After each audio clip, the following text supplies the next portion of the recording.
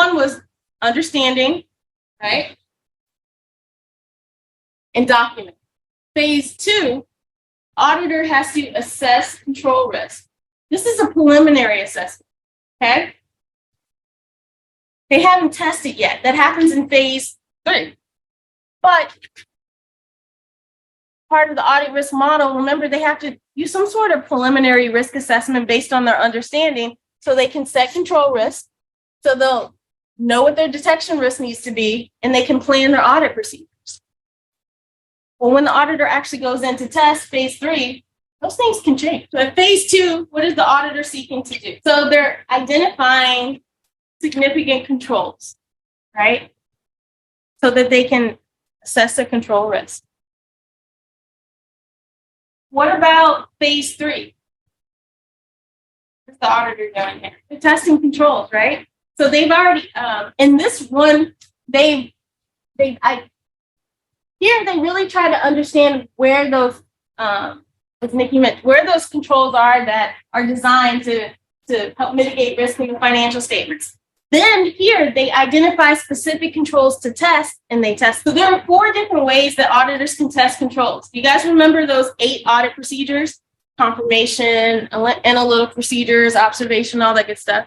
When we went over those 8 procedures, 4 of them, I said, you could use this procedure to test controls. What were those 4?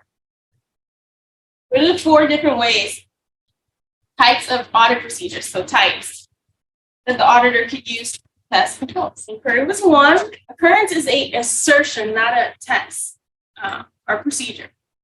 But Alec, where are you going with that? Angela? Observation. Observation was another one. So we had inquiry, observation, reperformance was 1, and Daniel, examine documentation. Very good. So let's rank those from least to most persuasive type of evidence. So persuasive, not pervasive, that way. Don't get those 2 confused. Meaning, which has the least, or which is the least effective in producing good evidence versus all the way to the most effective. Inquiry is the least effective in terms of producing audit evidence for internal controls. Why is inquiry the least effective of these 4 procedures when it comes to testing controls? Not saying, again, we're professionally skeptical. We're not saying that our client is lying to us, but we need documentary evidence. So that inspection of documentation. So inquiry is the least. What's the next least? We'll go back in the right order, by the way. Some people observation was the second least effective. Why? Yeah, it's kind of similar to the inquiry thing. It's like, while you're watching them, right, they could be doing what they're supposed to do, but what about all the other times? So what's the third least effective? Inspection of relevant documentation, making the strongest reperformance, okay? So going from the procedure that produces the most persuasive type of evidence would be reperformance. The next would be inspection of documents and records. The next would be observation, and very least would be inquiry. Yes, yeah, because if you solely rely on inquiry for anything, it needs to be corroborated, right? The auditor, professional skepticism says, it's not that I don't trust you, it's just that I need documentary evidence.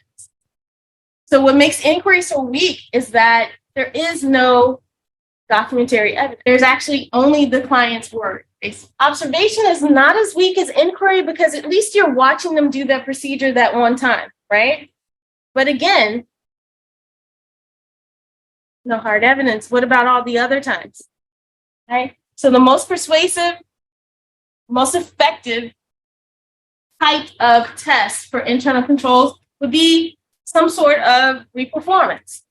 When you guys give examples, you'll actually have to say the task that needs to be reperformed, right? Reperformance is not an example, it's just a type. And as we get through them, we'll have examples. Next was inspection of documentary records. So I'll give you an example of these 2. Let's say the risk is that you guys didn't have to saying this. The risk is that clients are recording revenue before it's earned. That's the risk. Recording revenue before it's earned. Okay? And in this class, when is revenue recognized? Services performed, but we're going to use a manufacturing company for our example. So what would be the equivalent of that? We'll talk about it next week too, so don't forget that. Okay. It's on next week's slides, not this. Robin? Shipping. Remember I told you last class, in this class we use FOB shipping point. So that means when the item is shipped, it is recognized as revenue. So let's go all the way back to the original risk. The risk is the client recognizes revenue before it's earned. When should revenue be recognized? In this example, when it's shipped, right? So the control to prevent that, as an example, would be that in order to record revenue, you must first match the shipping document with the sales order, the sales invoice. So you'll know if the item had been shipped. If it had been shipped, you'll have the shipping document. If it hasn't, then you shouldn't be recording it anyway, right? You'll know how much to record it for, right? So you can record it at the right amount, even though that's a different risk. You'll have everything, right? So that's the control. The control is prior or after the item has been shipped, right? After the item's been shipped, we won't say that because before the revenue is recorded, the clerk who records that journal entry must match the shipping order or the shipping document, the sales order with the sales invoice. Okay. Jose, you had a question? So prior to recording the revenue or the sale, recognizing the revenue, doing that journal entry, a sales clerk must match the shipping document, the sales order with the sales invoice. If that control happened, we're trying to determine if it's design effective.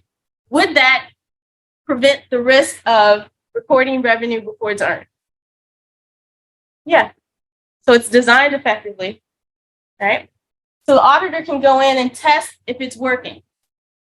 They could observe the clerk matching those three documents prior to entering a journal entry. That's an example of an observation test of control. Or the auditor could do it themselves. Right? They can take a sample of shipping documents, get the corresponding sales orders and sales invoices, and match them. And then see if it corresponds with when that journal entry was recorded. They could also gather those three documents and look for evidence on the document that the sales clerk initialed and performed that. That would have been examination of the document. So if the auditor did it themselves, they would get the most effective evidence that that control was working. Go through a sample of them, redo it.